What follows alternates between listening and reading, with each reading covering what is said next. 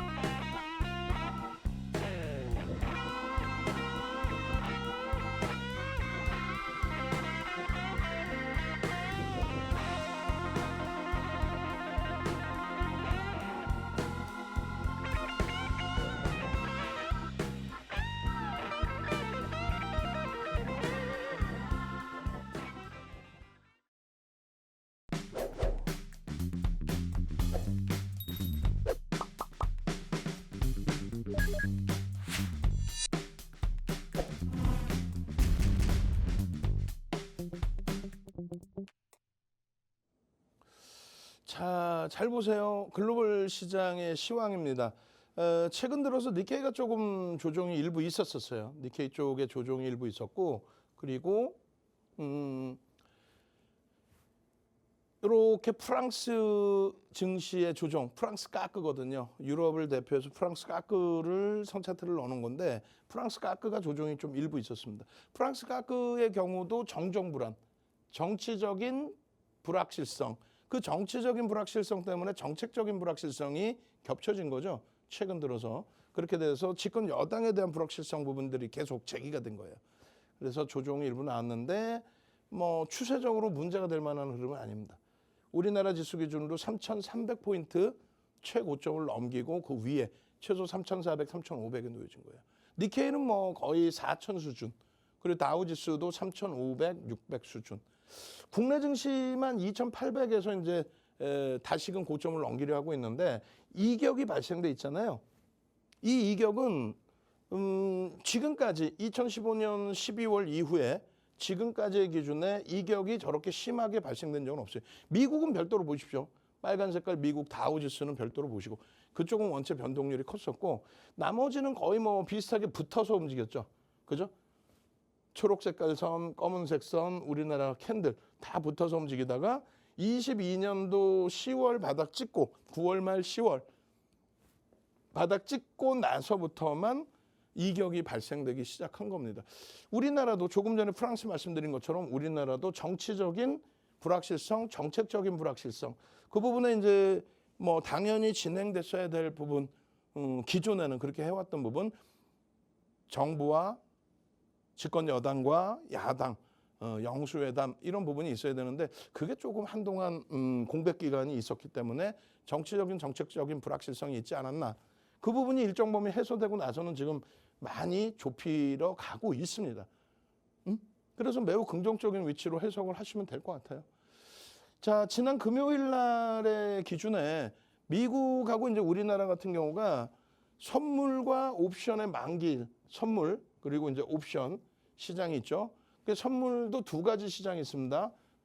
지수 선물, 지수, 주가 지수를 기준으로 해서 해칭을 하기 위해서 만들어 놓은 지수 선물. 그러니까 코스피 200 지수, 뭐 이런 부분의 지수 선물. 그리고 주식 선물이 있습니다. 그러니까 우리나라도 주식 선물 일부의 주식들은 선물 거래가 이루어지고 있어요. 공매도가 없더라도 주식에서의 매도를 활용해서 진행을 하는 부분이 있습니다. 그 부분에 대한 해칭, 아니 그거는 당연한 해칭.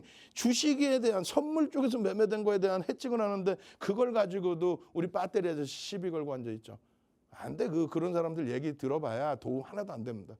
여러분들은 이제 시장 수익을 또 시장 수익을 넘기는 수익을 기준을 잡으세요. 옵션 부분도 지수 옵션이 있고 그다음에 주식 옵션이 있어요. 그래서 우리나라는 주식 옵션은 아예 거래가 없습니다. LP 유동성 공급자가 주식 옵션에 대해서는 유동성 자체를 공급하지 않아요. 시장은 형성시켜 놨지만 거래는 제로, 아예 빵입니다. 그래서 주식 옵션은 아니에요. 그래서 우리는 내마녀의 날이 아니에요, 사실은. 어쨌든 우리는 매번 선물과 옵션의 만기. 그러니까 옵션은 매달 만기가 있어요. 근데 선물 쪽은 369, 12의 만기거든요. 마찬가지로 미국도 369, 12의 만기입니다. 요거는 이제 사실 방송에서 이야기할 내용도 아니야. 포털에 가셔서 여러분들이 검색만 해도 나와요. 백과사전, 뭐 지식백과사전부터 해서 다 나옵니다. 그래서 우리나라는 매달 두 번째 목요일입니다. 두 번째 목요일이냐 두 번째 주 목요일이냐 이것도 말이 좀 있는데 정확히 엄밀히 따지면 두 번째 주 목요일이 아니라 두 번째 목요일입니다. 왜냐하면 금요일부터 시작하는 주가 있잖아요. 응? 그러면 금요일부터 시작하는 주에 그 다음 목요일? 그건 아니란 말이야. 목요일이 두 번째인 날. 두 번째 목요일이 만기일입니다. 평상시에는 옵션 만기일, 그 다음에 369, 12에는 선물 옵션 만기일. 이것도 이제 사실은 뭐 표작업에서 보여드리는 부분이 뭐 10년 전까지만 해도 표작업을 해서 보여드렸는데 지금은 말씀드린 것처럼 이제 뭐 포털에 들어가셔도 정보가 많기 때문에 다 나와요. 간단하게. 미국장의 경우는 세 번째 금요일이에요. 세 번째 주의 금요일이 아니라 금요일 세 번째 거예요. 금요일. 뭐 토요일, 일요일을 한 주로 잡을 수도 있는 거니까 토요일부터 시작하는 주를 포함해서 세 번째 주가 아니고 금요일 세 번째 금요일이 만기일입니다. 그래서 지난 21일이 만기일이에요. 그럼 만기일이 중요하냐? 중요하긴 하죠. 만기일이 동시만기일도 중요하기도 하고 변동성도 커지고 그럼 만기일에 그 시장은 올라가냐 내려가냐? 그건 나도 모르지.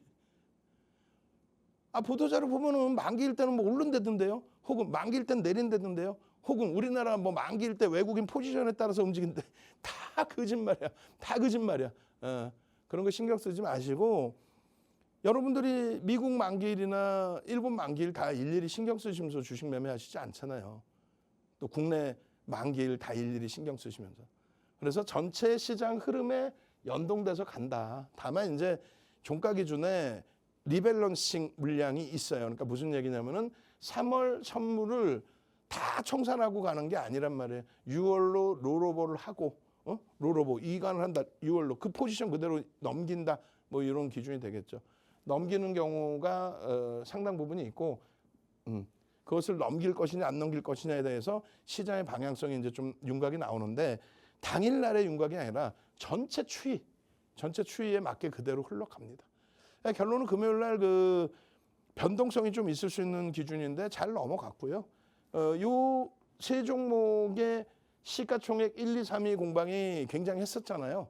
굉장했었습니다. 애플이 종가 기준으로 1위에 올라서기도 했고 엔비디아가 종가 기준으로 1위에 올라서기도 했고 수요일 날 지금은 이제 마이크로소프트사가 급등이 나와서 올라간 게 아니라 엔비디아가 고점 찍고 장중에 뭐 140불까지 찍고 그날부터 마이너스 7%, 그 다음 날 또 마이너스 3%, 또 지금 시간에서 또 약세를 띄고 있어요.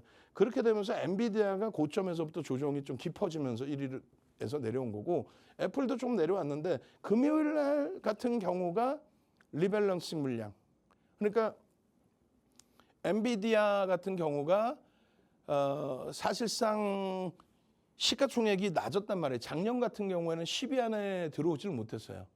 그리고 작년 5월 24일 날 정확히 우리나라 금액으로 1,000조, 미국 기준으로 8천억 달러. 그것이 25일 날, 그러니까 24일 장 마감 이후에 실적 발표 나오고 좀 더 보여드릴 겁니다. 실적 발표 나오고 8천억 달러에서 동시효과에 26% 뜨고 시작해요. 그리고 29%까지 갑니다. 그리고 종가가 24%대로 끝나요. 그렇게 되면서 1조 달러를 처음 넘긴 거예요. 그 1조 달러 넘기고 나서 지금 3조 달러를 넘긴 거예요. 1년 만에. 무슨 말이냐면은 그 급격하게 올라오는 과정 속에서 엔비디아에 대한 뭐 우리나라로 따지면 ETF 상품처럼의 펀드 패시브 자금들, 지수에 연동돼 있는 자금들, 그 자금들의 비중 조절이 금요일 날 있었어요. 그래서 기존에 이제 뭐 5%대라고 해요. 그 기사 내용이, 보도자료 내용이.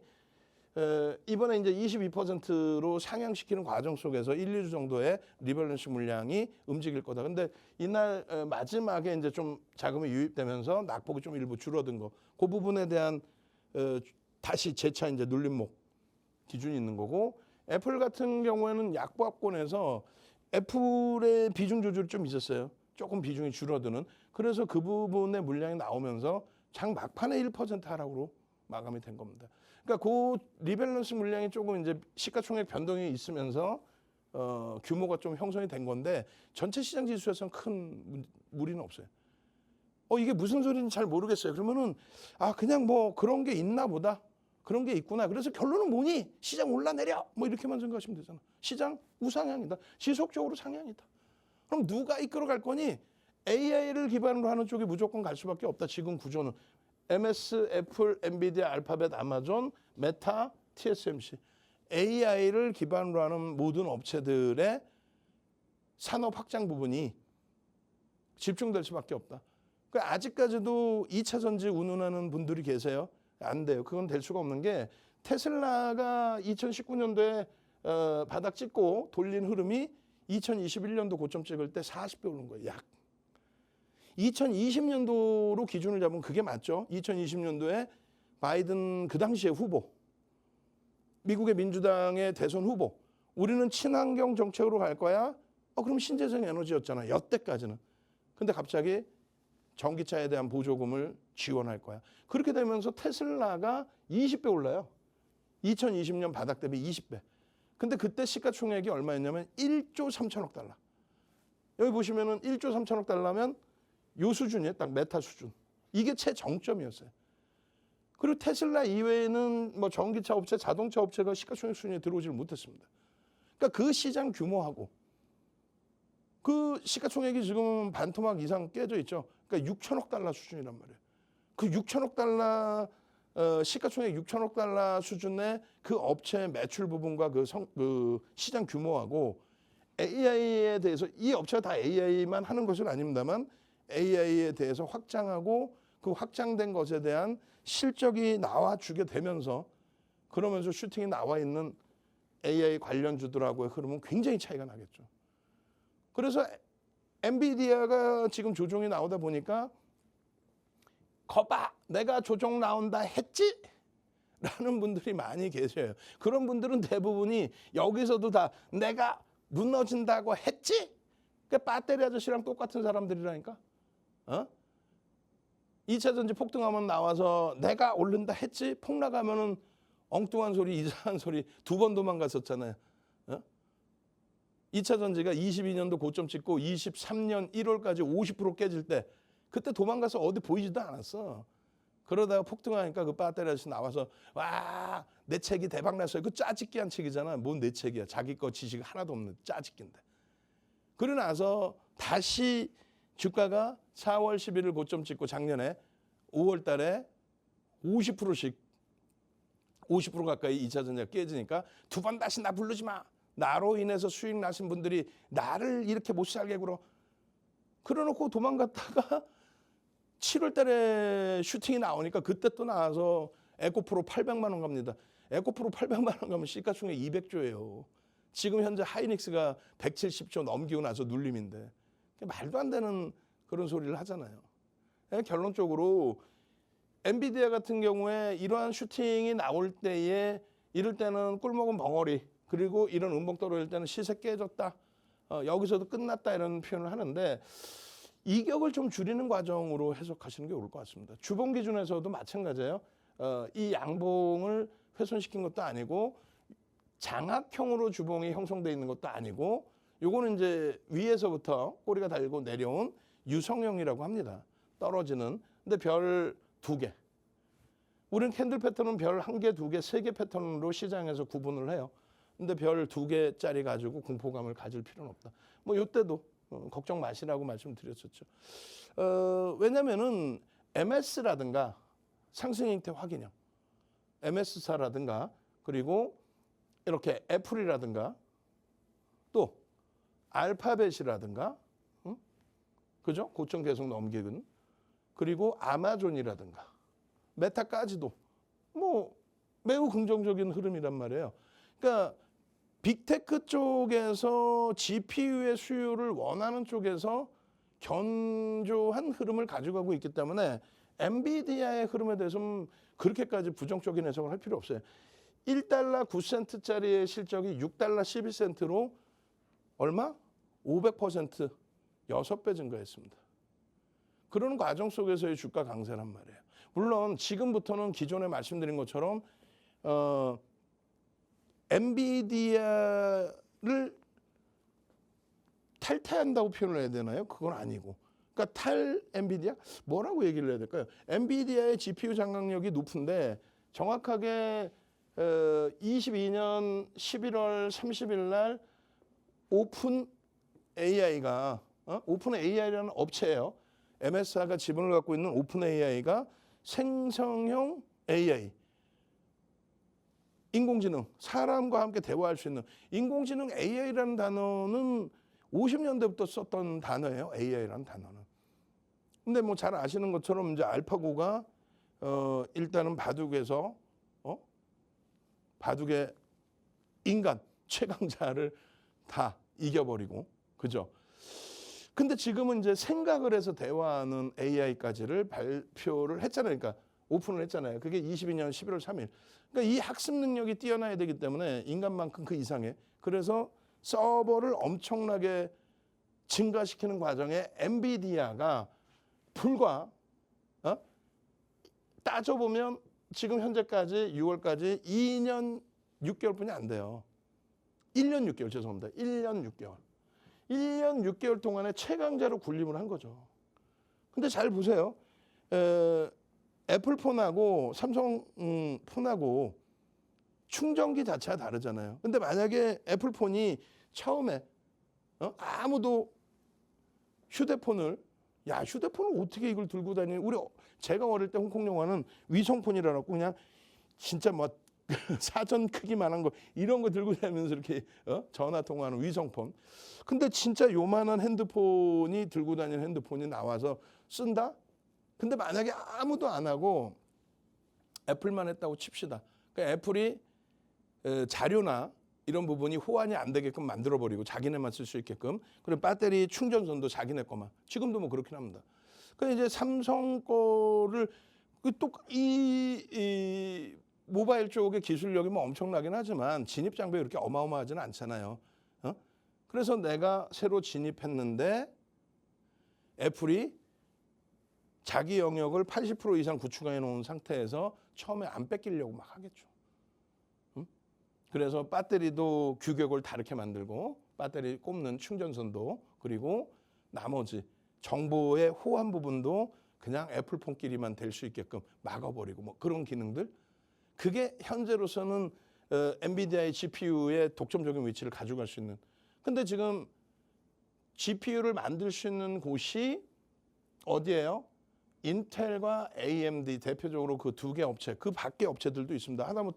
하다못해가 아니죠. 뭐 삼성도 우리도 만들 거야라고 사실상 선언을 했으니까. 근데 지금 현재 엔비디아의 GPU를 써서 서버를 구축해 있는 그쪽은 엔비디아가 니네들 알아서 만들어 봐. 대신에 우리 거하고 지금 호환 바로는 안 돼. 그럼 만드는 쪽이 호환될 수 있게끔 또 뚫어서 호환될 수 있게끔 만들어야 될 거 아니에요. 그 과정이 좀 필요한 거지. 그냥 윤정부가 200살 되고 300살 될 때까지 엔비디아가 GPU를 장악한다. 그건 아닙니다. 그 부분이 약간 이제 변형될 수 있어서 엔비디아가 정점에서 좀 주춤거릴 수는 있어요. 근데 지금의 위치는 그 정도까지는 아니다. 아시겠죠? 그래서 엔비디아의 진짜 조정의 이유 해서 이제 여러 가지가 나오는데, 하나는 앞에 말씀드린 것처럼 리밸런싱 물량에 대한 부분이 하나 있고, 또 한 가지는 마이크론 테크놀로지사가 인텔이나 AMD가 자체 개발에 대한 속도가 조금 더 이제 빨라지고 있다, 뭐 이런 내용도 있고, 뭐 여러 가지입니다. 그리고 하이닉스의 급락은 마이크론 테크놀로지사의 HBM 3 5세대 부분의 납품 부분이 조금 더 조기화될 수 있던데 그것도 기존에 말씀드린 것처럼 그 내용 때문에 뭐 하이닉스가 추가 폭락이 나온다. 그 개념은 아니다. 왜? 아직까지는 뭐 수요가 끝없이 크다. 여기가 8천억 달러일 때 우리나라 원화로 환산할 때 1,000조 원의 흐름이었고 한 번에 26% 갭상승이 나오고 고점이 29%, 종가가 24.37입니다. 이때가 실적 발표. 예상치가 9달러 주당 순이익이 90센트 기준이었는데 1달러 9센트가 나왔죠. 20%의 어닝 서프라이즈. 그 갭이 나온 이후에 단 한 번도 이 갭을 메꾼 적이 없습니다. 여기가 정확히 1,000조고 여기가 1조 달러예요. 5월 25일 날 1조 달러. 저것을 유지한 거는 실적이 1달러 9센트에서 6달러 12센트까지 상향됐기 때문에 이번 주에 그 마이크론 테크놀로지사의 26일 날 실적 발표가 있어요. 우리나라 기준으로 27일. 마이크론 테크놀로지사, 델사, 그다음에 순차적으로 빅테크들의 실적이 나오면서 AI 서버 구축, 클라우드 사업 부분에 대한 매출, 영업이익, 순이익 증가분 이런 부분이 오픈이 될 텐데 지금으로서는 굉장히 수요가 크죠. 그래서 그게 이제 어느 정도 시장의 충족만 맞춰준다면 랠리는 지속된다. 그 랠리가 꺾이는 거는 지표가 둔화돼서 금리를 내리는 시점까지 랠리가 나와요. 금리를 내리면 그때부터는 주의를 해야 됩니다. 지금 시장에서는 금리를 내려야 뭐 어쩌고저쩌고 그거 아니에요. 소수 의견에 휘둘리지 마십시오. 어찌됐든 엔비디아 이 당시의 기준에 목표 주가 650불일 때 이때 하락 장악형이 떴습니다. 이때 주가가 440불인데 650불. 바닥에서 이만큼 올라왔는데 50% 추가 급등 나온다.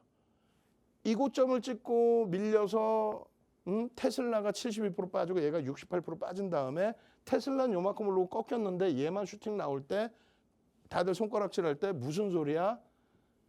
650불 목표 주가. 이게 작년 10월입니다. 작년 10월. 작년 10월 4일. 그러고 나서 실적 발표 계속 나왔죠. 계속 뭐 10월 말에는 MS하고 알파벳 시가총액 2위, 3위 실적 발표까지 계속 나오면서 어떻게 됩니까? 목표 주가 계속 올리죠. 440불에서 440불일 때 650불 드렸는데 870불로. 그리고 나서 추가적으로 1,000불, 1,200불. 근데 여기서 이제 다시금 이런 하락 장악형이 나오고 끝났다.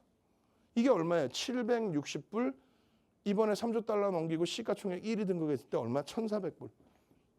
그러니까 10분의 1로 주식 분할을 했기 때문에 140불. 어마어마한 거죠. 이 정도는 다 1,100불 그리고 나서 1,300, 1,500불까지 이미 벌써. 왜요? 빅테크들의 실적이 추례가 실질적으로 나와줬기 때문에. 그러니까 이런 내용들을 알아야 하이닉스의 수익을 내는 거예요. 이렇게 200%가 오르는 흐름 속에서 하이닉스가 거의 뭐 100%에 가까운 80%대 급등이 나왔거든요. 올해만. 아까 말씀드렸잖아요. 이렇게 올라가는데 여기가 과도하다라고 이미 하이닉스가 30% 오르면 많이 오르는 거 아니야? 시장 대비면 어마어마하고 과도한 거 아니에요? 근데 추가적으로 오르고 추가적으로 오르고 추가적으로 오르고 지금도 정점이 아니라는 거예요. 엔비디아도 마찬가지예요. 지금의 흐름이 무슨 요 갭에 대한 교육도 다 해드리고 기준 잡아드렸잖아요. 요 흐름에서 월봉상 꼬리가 여기서부터 좀 달리기는 했습니다만 이렇게. 이게 무너져 내리는 흐름인가요? 무조건적으로 확정인가? 아니죠. 그러니까 시황 제대로 보고 대처해야 된다는 거예요. 이때 무너져 내릴 때 당연히 업황이 안 좋고 68.79 밀리고 테슬라가 71% 밀렸어요. 이때. 근데 결론은 테슬라는 일부 반등 나오다 꺾인 거고 얘는 실적을 바탕으로 해서 날아간 거고 테슬라는 정책을 바탕으로 해서 올랐다가 그 정책이 둔화되기 때문에 꺾인 거고. 그러니까 2차 전지는 지금 쳐다보는 시점이 아니에요. 낙폭과 되면 무슨 지금도 프리미엄이 너무 높은데 나쁘게 표현하면 거품이 높은데 AI입니다. AI 기반.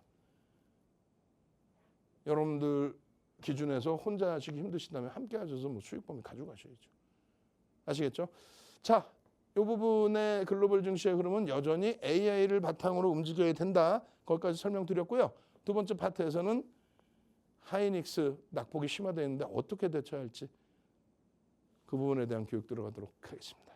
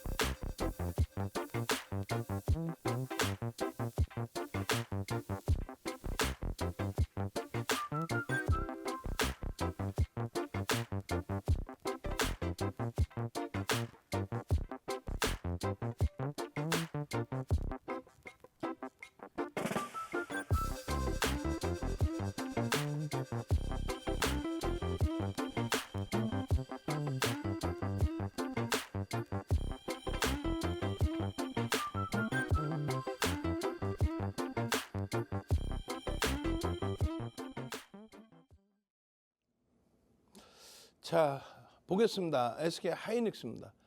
하이닉스가 윤정두가 교육해드린 종목 기준으로 설정을 잡는다면 윤정두가 올해 교육해서 변동률이 크게 나온 종목군들 10종목, 그중에 삼성전자 시가총액 1위, 하이닉스 시가총액 2위죠. 그리고 현대차 4위, 기아가 5위에서 6위 왔다 갔다 합니다. 그리고 지금 KB금융을 빼놨는데 뭐 종목 10개뿐이 못 넣으니까 현대일렉트릭이 3,600만 주짜리예요. 그래서 시가총액 10조가 넘어요. 그리고 하나 에어로스페이스 주식수 5,060만 주입니다. 얘도 뭐 시가총액 10조, 11조, 12조 뭐 훌쩍 넘기는. 한국가스공사가 지금 9,200만 주짜리이기 때문에 지금 얼마예요? 6조 원에 가깝죠. 5조 8천억도 6조를 넘겼고 이수베타시스 6,320만 주입니다. 그렇게 해서 이수베타시스 시가총액이 4조까지 달했다가 지금은 3조 원대 초중반에 놓여져 있어요.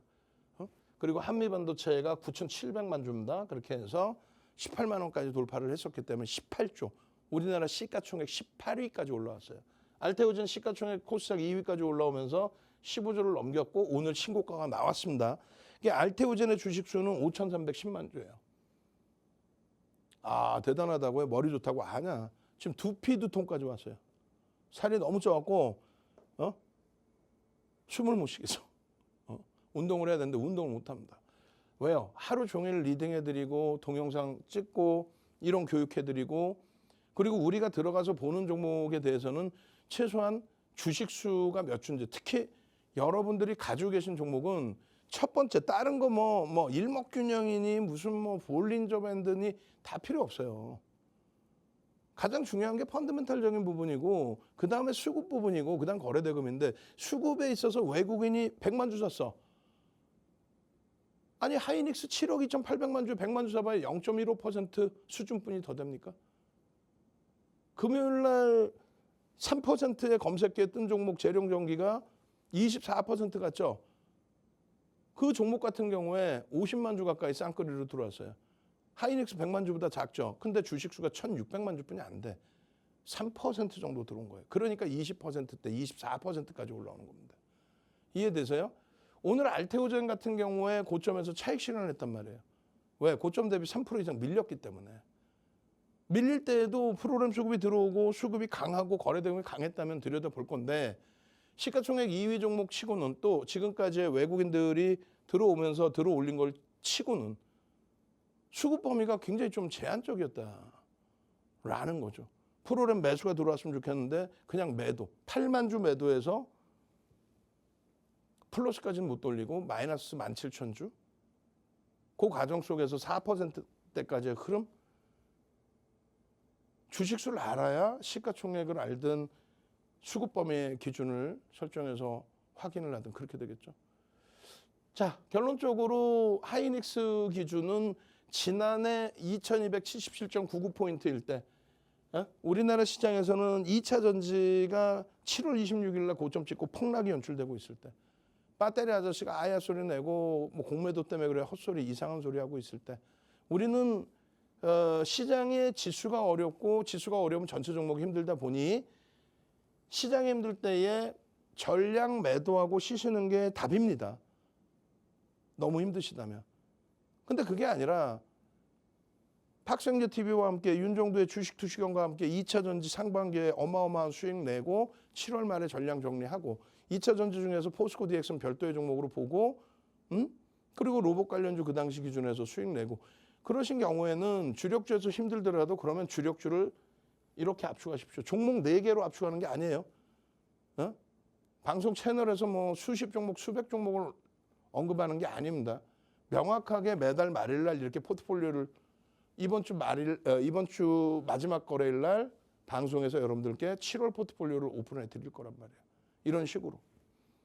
그냥 오픈해 드리는 게 아니라 가상계좌 1억일 때 기준에 55%, 25%.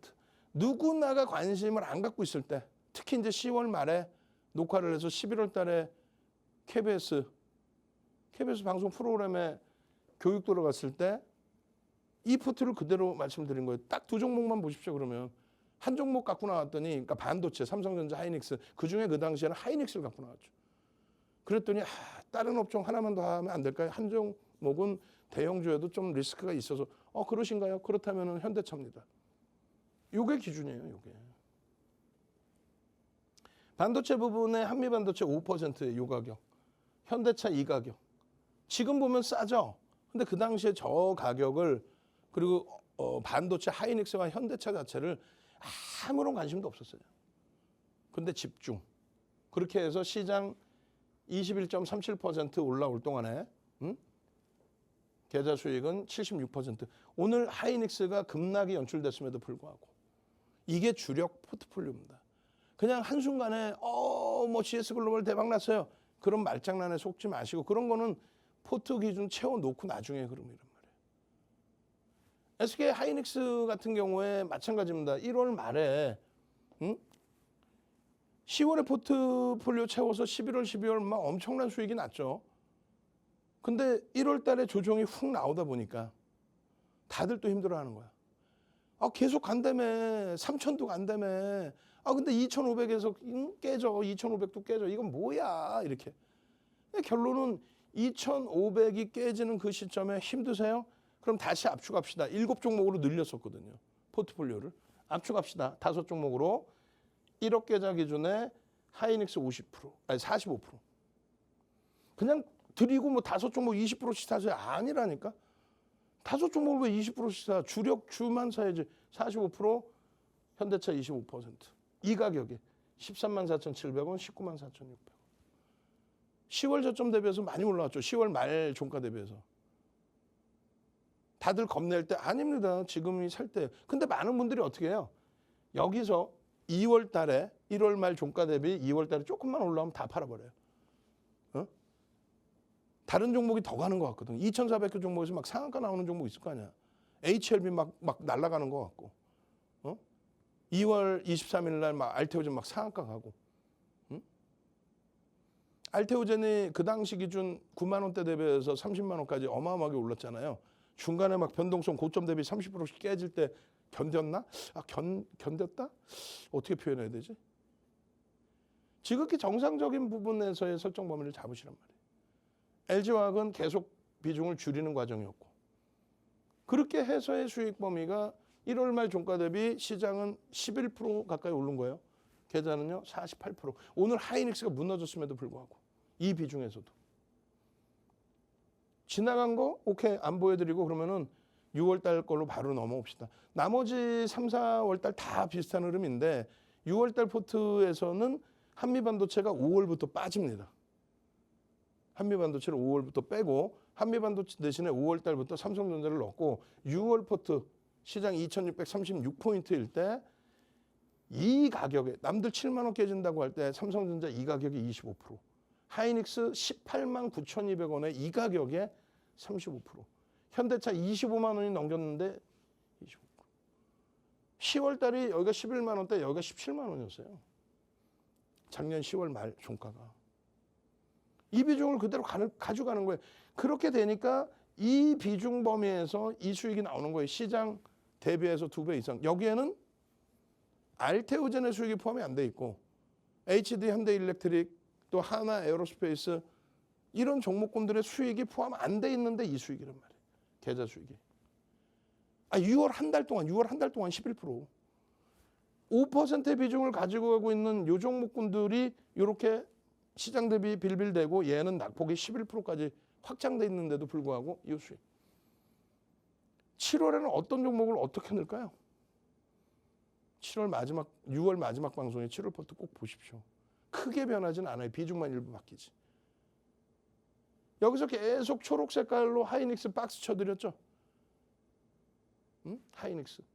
하이닉스의 기준은요. 지금은 이제 기간 매도가 일부 있어서 외국 기관 쌍끌이 순매수 기준에 6월 24일 것까지 넣지를 못해요. 어찌됐든 하이닉스 순매수량 4,200만 주. 주식 수 몇 주? 7억 2,800만 주. 그럼 약 6%.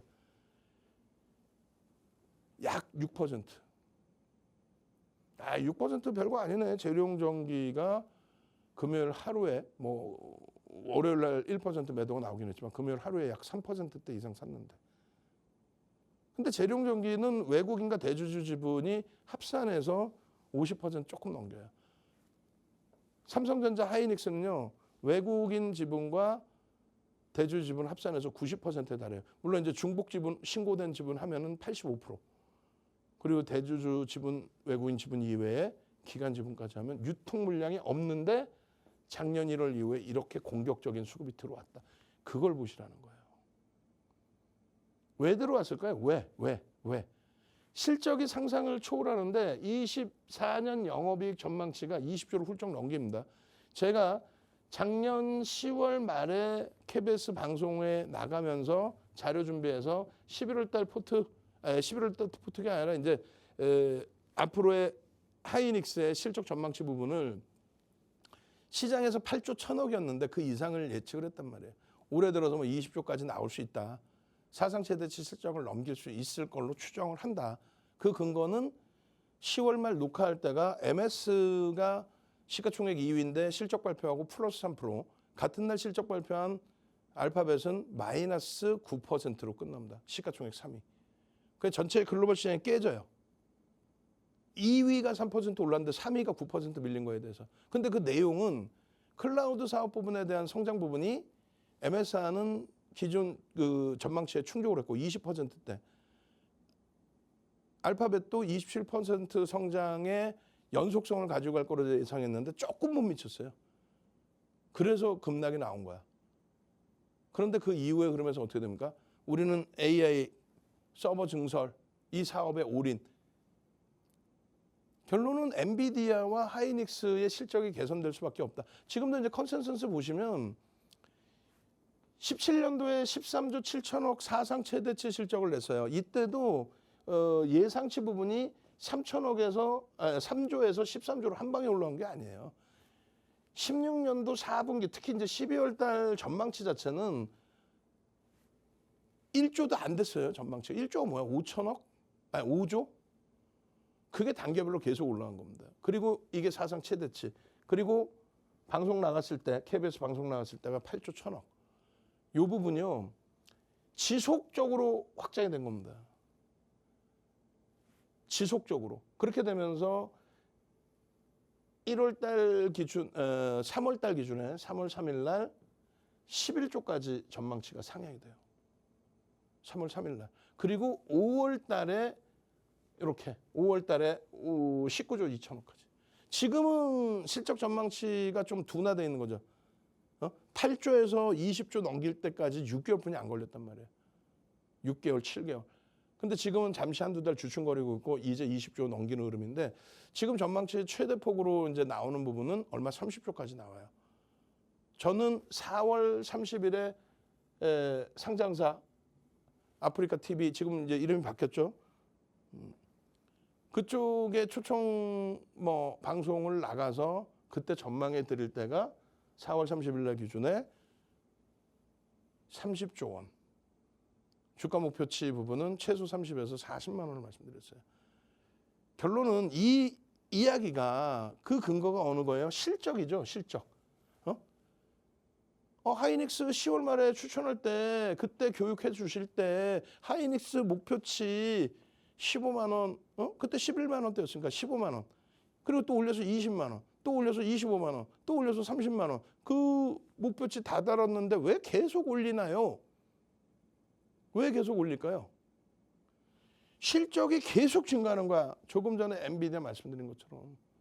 그러니까 메이저가 보신 것처럼 외국인기관 쌍끌이 순매수로 그냥 들어오는 거예요.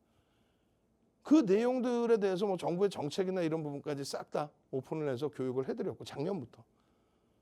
엔비디아에서 말씀드린 오픈 AI 부분에 22년 11월 30일부터 해서의 GPU 수요의 급격한 수요의 향상, 그 다음에 거기에 빼놓을 수 없는 HBM 부분에 납품, 엔비디아가 먼저 움직였기 때문에 이 GPU 시장에서 점유율이 얼마? 80% 이상.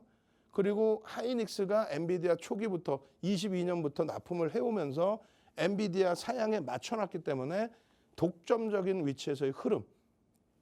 중요한 거는 GPU 작년 11월 13일입니다.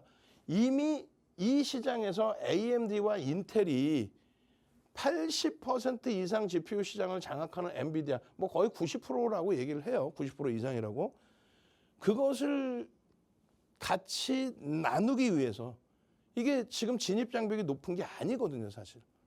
나누기 위해서 굉장히 공격적으로 개발을 하고 있는데 진입 장벽이 그렇게 생각보다 높지 않아요. 1년 6개월 동안에 독점적인 지위를 갖고 간 거죠. 그리고 AMD나 인텔이 만드는 제품에 호환이 안 되게끔 좀 방해를 하는 거죠. 지금 서버 못 바꿔.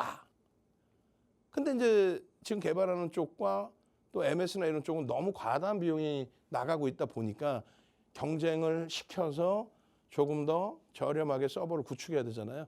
그러다 보니까 이제 뭐 속된 표현으로 피해가 나누어져서 이제 그렇게 개발이 진행되고 있다라는 거죠. 그러다 보니 이제 조금 있다가는 조금씩 이제 이 시장의 질서가 다시 재편될 겁니다. 진입 장벽이 높잖아요. 지금 1년 6개월 동안에 왕의 역할을 하고 있는 게 엔비디아로부터 설계를 한 부분을 그대로 가지고 와서 조립 설계를 하는 TSMC, 거기에 직접적인 HBM을 독점적으로 납품하고 있는 SK 하이닉스. 이들이 지금 왕의 역할을 가져가고 있는 거예요. 근데 이제 1년 6개월이 지났고 그 사이에 개발이 진행되고 있고, 그래서 저 독점적인 위치는 이제는 조금 줄어들 것이다. 이 점유율 부분이 이제는 나뉘어질 것이다. 오늘의 하이닉스의 조정폭은 엔비디아발 영향도 있지만 마이크론 테크놀로지사의 미국의 정책 기준에서 반도체 업체에 대한 육성, GPU에 대해서 마이크론 테크놀로지사 위주로 많이 써. 근데 많이 써, 그거는 문제가 될 수 있단 말이에요. 그 부분에 대해서 이제 뭐 적극 지원책 부분이나 이런 부분을 내놓는 거죠. 그리고 일단은 우리는 조금 전에 보신 것처럼 하이닉스의 비중을 35% 그리고 삼성전자를 25%로 포트폴리오 비중을 채우는 거예요. 합쳐서 60%. 7월 달 포트에는 삼성전자를 최소 30에서 35로 올릴 겁니다. 그리고 하이닉스는 25에서 30으로 조금 줄일 거예요. 그러한 이유는 말씀드린 것처럼 이 진입 장벽이 어마어마하지 않아요. 하이닉스가 13년도에 개발을 했고 삼성전자는 15년도에 개발을 했어요. 이것에 대해서 22년도에 엔비디아에 본격적인 이제 납품을 한 거죠. 하이닉스가. 그래서 지금의 GPU 시장에서 거의 선점적인 역할에 성장성이 크게 나온 거고, 이 부분을 빠르게 지금 삼성전자가 치고 들어가고 있다는 거예요. 그래서 이러쿵저러쿵 말이 많지만 외국인이 삼성전자 3월 한 달에만 8,600만 주를 샀고, 이슈가 불거질 때 좀 매도했지만 지금 다시 매수가 들어오고 있고, 그리고 삼성전자가 TSMC의 자리를 가지고 올 수 있습니다. 뭐 한간에는 뭐 삼성전자에 대해서 너는 왜 바보같이 TSMC만큼 못하니라고 하는데, 여기서 독점적인 위치, 그러니까 엔비디아발 독점적인 수주를 받아오다 보니까 TSMC가 엄청 커진 거죠. 불과 2년 전, 1년 6개월 전에는요, 삼성전자와 TSMC의 시가총액이 비슷했어요. 같았어요. 지금은 TSMC가 2배 이상이죠. 왜? GPU 하나 때문에 1년 6개월 만에. 근데 그게 점유율이 진입 장벽이 그렇게 높지 않다라는 거예요. 그래서 준비를 하는 겁니다. 엔비디아에 독점하고 있는데도 53%죠. 그럼 HBM3 이외에 HBM2라든가 이런 부분에 다른 업체들 납품 비중은 삼성전자가 더 높다라는 거예요, 사실. 엔비디아를 포함했는데도 이 정도 수준이라면. 그러면 이번에 엔비디아를 삼성전자가 진입을 하게 되면 결론은 하이닉스를 그럼 다 팔아서 삼성전자를 사느냐? 아니라니까. 하이닉스는 하이닉스대로, 그리고 삼성전자는 삼성전자대로의 기준을 잡으면 됩니다. 아시겠죠? 24만 원대까지 들어올린 하이닉스의 주가 충분히 최소 범위 30만 원, 그리고 올해 기준에 40만 원까지 들여다본다. 그만큼의 메이저의 쌍끌이 수급이 상상을 초월하게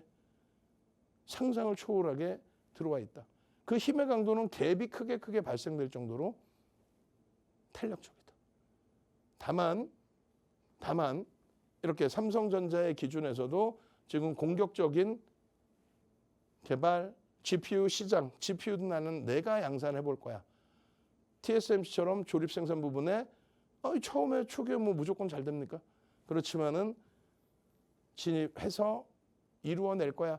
실적 전망치 34조에서 40조까지 올라왔지만 하반기에는 하이닉스 실적 전망치 기준처럼 굉장히 공격적인 실적 전망치 상향이 나올 것으로 저는 예상을 합니다. 그래서 삼성전자 비중을 꾸준히 늘려오고 있는 거고, 이번 달부터 일정 범위의 결실이 나오고 있어요. 삼성전자에 대한 월 단위 수익률이 이미 9% 이번 달에. 작지 않죠. 그렇게 해서 내일장 공략주로도 이렇게 삼성전자 부분, 하이닉스가 아닌 삼성전자 부분, 그리고 현대차 뭐 이렇게 쭉 넣어놨습니다. 원래 HD 현대일렉까지도 보려고 했는데 뭐 현대차나 HD 현대일렉은 오늘 시간상 못 보게 됐어요. 온라인상에서 함께 보실 수 있도록 그렇게 기준 잡으시고, 그리고 종목 검색기 활용하셔서 이렇게 하이닉스 같은 경우에 13만 3,800원. 1월 18일입니다. 13만 3,800원. 그런 기준에서 좀 들여다보실 수 있어야 됩니다. 14만 원, 16만 원, 18만 원. 이게 뭐예요? 종목 검색기. 종목 검색기 하나만 있으면 지금까지 윤정두가 복잡하게 설명해드린 거 다 필요 없다는 거지. 종목 검색기에서 이렇게 큰 시가총액 2위 하이닉스 매수입니다. 6월 18일 23만 3,300원, 500원 매수입니다. 지금 주가 더 밀렸는데요. 상관없습니다. 방금 펀더멘탈적인 부분, 수급적인 부분 전부 다 설명드렸죠. 저는요, 월요일부터 금요일까지 매일 이 시간에 2시간 동안 여러분과 함께 합니다. 그렇게 해서 실질적인 시장 상황과 실질적인 시장 주도주에 대한 현대차 설명 못 드렸습니다만 이런 흐름에 대한 불교등 종목 여러분들께 선사해 드립니다. 오늘은요, 여기서 인사드립니다. 주식투시경의 윤정두였습니다.